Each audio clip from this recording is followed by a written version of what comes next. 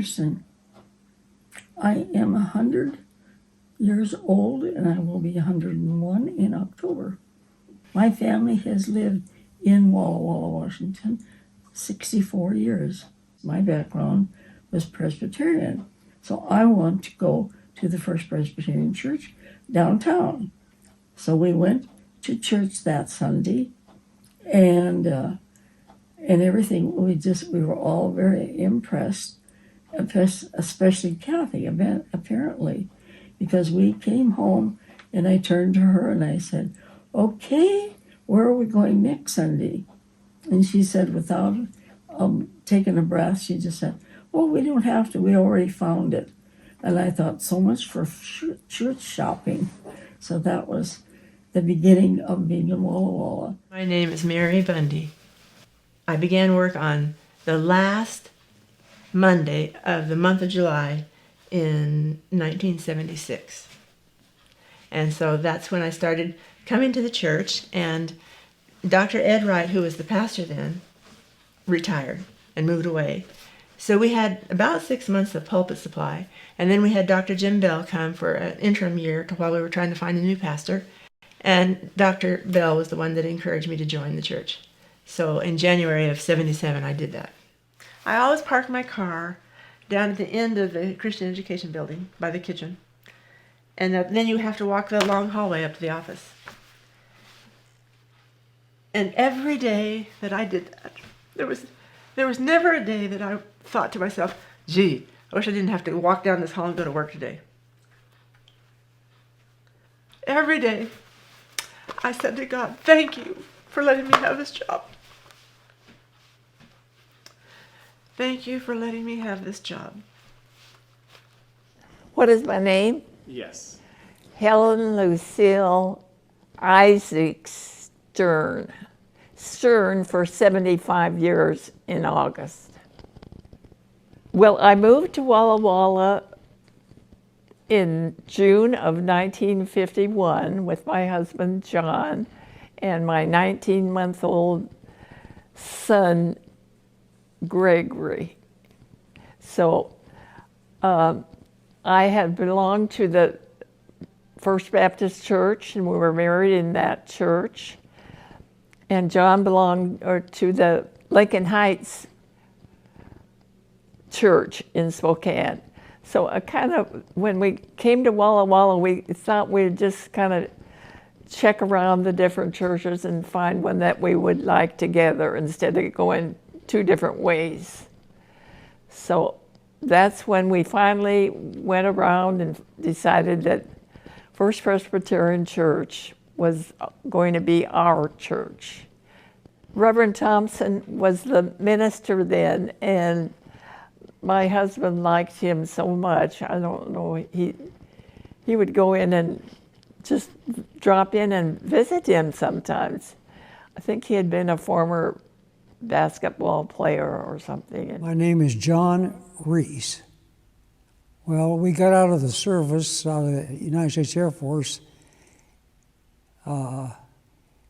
in September of 1958, came to Walla Walla, where I had a job lined up, and we started attending then the First Presbyterian Church was the name. We started attending because of our friends. We had 2 small children at that point, and we liked the church, and so we joined in the fall of 1958. Well, I think I look back on it, and the 2 longest serving ministers were Andy Jarvis, who came here in about 76, and that's when our oldest boy graduated, and his girls graduated from high school about that time, so they were very good friends, and they all went to Whitworth to school. And that was an interesting experience. They would be riding up to Whitworth with each other very often. And so the Jarvises and us were very good friends because of our children. My name is Don DeDille. Came to Walla Walla in December of 1980. We've attended the Walla Walla Church since 1986. Well, at that time, the pastor here was Andy Jarvis. And Andy came out to our home and visited my wife Janet and myself. And we agreed to come to the church for a time or two. And we liked it, so we stayed. Well, Andy he occupied a special place in the congregation amongst the older members. He was very congenial, comfortable with people, and he had a great sense of humor. He was a very pastoral figure. My name is Ethel Giard, and my husband and I came here in 1976, the centennial year. After attending the church since 1980, in 1983 I began volunteering in the church. The first time that I came into the church, we had been church shopping, so I was very comparing and wondering if this is a friendly church. And I found that it was a friendly church. And Carmen McCaw was the one, when we were walking out of the sanctuary, Carmen McCaw was the one who asked us, well, you have to come into community time and meet some people. So we did. What was Carmen's involvement at church?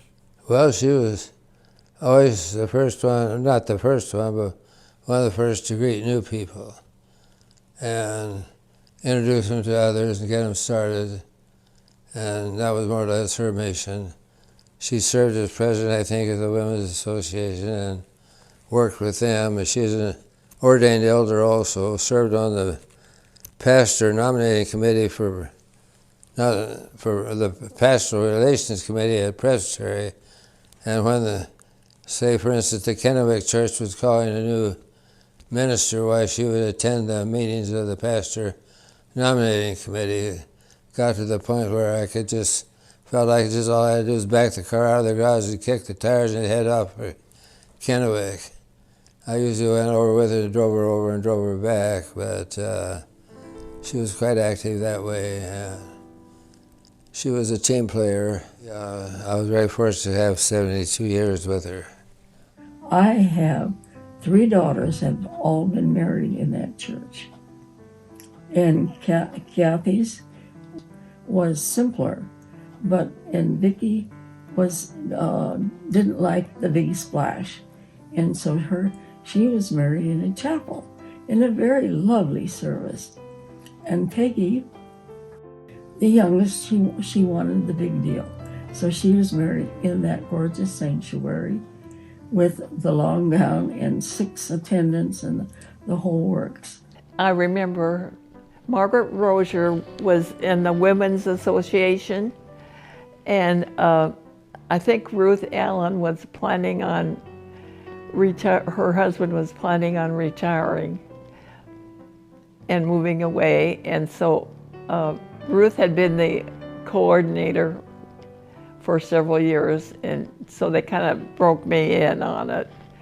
And that also was when the receptions were down in the basement with the kitchen right handy, and Ruth used to bring a table. She would find a table that she liked at home that she'd take down to make the reception so nice. She would take some of her linens maybe, and she always made the receptions down that basement look very nice.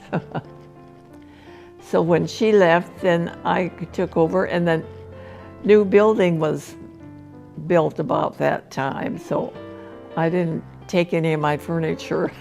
Well, my experience over the years has been that it's been a welcoming church, welcoming new people, and of course every pastor has a little different way they go about their ministry, so it's been interesting over the years. And I also think that the church has always had good pastoral leadership, which is pivotal. How does that affect the community, having good pastoral leadership? You mean the church community? The church community. Yeah. Well, I think that's what keeps people coming. If that falters, or if you go with a period of time, And we did, after Pastor Andy left, we went for a period of time without a regular pastor, and that hurts the church substantially. Yeah. And you have to have a spiritual leader. I think one of the most challenging times for this church was hiring a pastor after we'd had a pastor that had been here a long time. And that's always difficult in any kind of job. If you're replacing the person who had done the wonderful job for 6 years, 10 years, 40 years, you're going to be looked at differently. And then usually the person after that gets along fine. We had that situation where we had a pastor that had been here a long time, beloved by the congregation, and the person that we hired right after him had a hard time. And it was difficult for the church to get through, but it's still standing here. I think an interesting point about the office and the pastor is that people sometimes don't realize the diversity of demand that is placed on a pastor. Our current pastor, Albert Gillen, I have seen days when he would come to the church in the morning to hold a memorial service for a baby that died. And then in the afternoon, I've seen him do a wedding, and then in the evening come back to session to be the moderator of session. That's a hard day.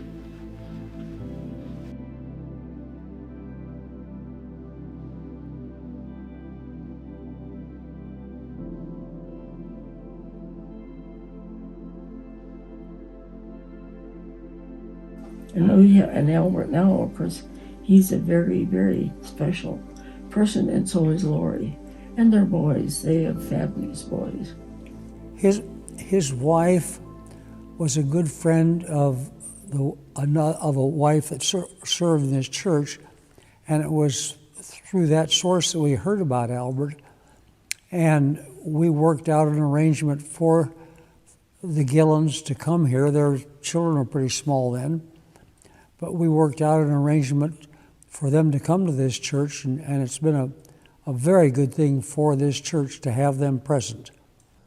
I've been impressed right from the start, and his Bible lessons or Sunday church school lessons have been like almost being in seminary yourself. Has been. The staff could come in on a morning when there had been some group meeting in the evening before and had used up all of our flavored coffee cream. And we would be standing there fussing at the coffee pot. And lo and behold, the Lord would have placed it upon Albert's heart to go to the store and get flavored coffee cream before he came. And so here he would come down the hall, and we were all rejoicing because he had coffee cream. Uh-huh. Well, was Albert a part of those meetings in the evening? Yeah, he would have been. Yeah, he would have been. Mm-hmm. My name is Dennis Ray, and I've been a member here for years, and I've attended here all my life. My first service in the church was helping with the youth when I was done with college and came back to home. Rich Latta was here at that time, and I think it was just great to help with them. So, And I enjoyed being a member of the church. We both felt that it was doing a good job of appealing to both our children and to us. And that was important, that it did seem to appeal to the children. And they all grew up in this church. Did they have a good experience here? Yes, they had a good experience. In fact, I don't think we would have been here if they had not had a good experience. They had good experiences. And they had good experiences up at Camp Gormley, the Presbyterian Church camp up in the Cascade Mountains. They had good experiences there too. I first volunteered in the Sunday school department. I had fun. I loved doing it.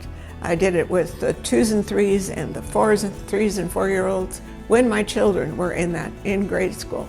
So I enjoyed it a lot. I even took kids camping at Fort Walla Walla one summer for it.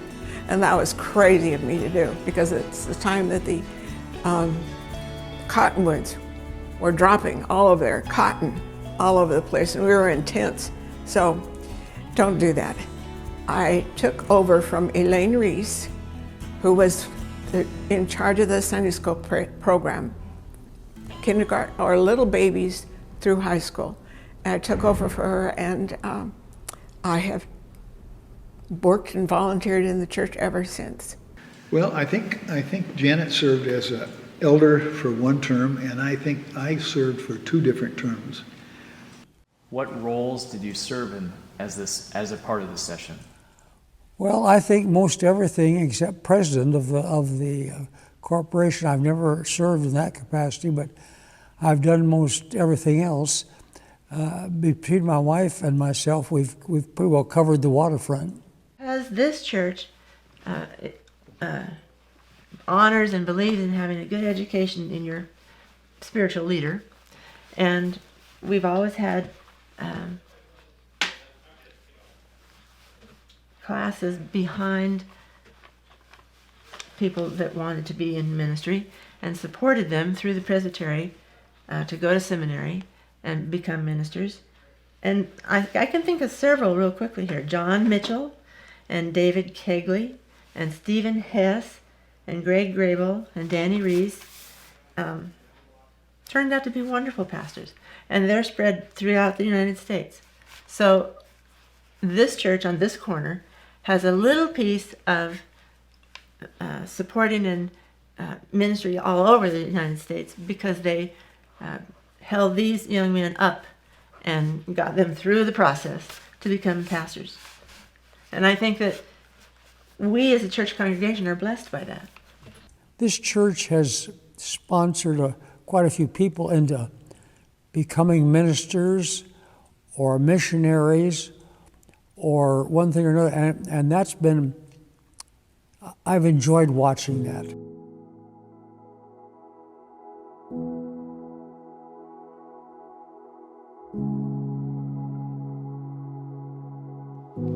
I personally can testify to the help that the church has been. I think some of you can recall the really bad flood we had in 1996, which that was some deal. I lived in town then, and my parents lived out in our house in the country, and I heard a knocking on my window in my apartment in the middle of the night, and I got up to see what was going on, and it was my mother and father who had to flee their house because it was being flooded, which left a really lot of mess. And then the church helped. I can recall seeing Vern Kegley, who at the time was president of Baker Boyer Bank, standing in the middle of the basement floor digging mud because he had taken the day off. And they created a chain of people that came out of the basement, up the steps, and out to the backyard, so where they could sort out things that needed to go to the dump and things that might possibly be salvaged. And they would just hand that stuff over and over and over to each other to get it out. And Tinsy Lovejoy was there too. She had taken her teacher day. I guess they get one free day, and she had taken her day to do that. And we had a fleet of pickups there. People would bring their pickup, and we would load them up, and they would head off to the dump, and we would put in another truck, and just kept doing that. And the ladies of the church made a picnic lunch for the workers to come and eat, and then they all went back to work. Bless their hearts. Laura had a stroke with one of our kids, and the outpouring of love that came from here was a big thing for her and myself. You know, you see Christ's love there.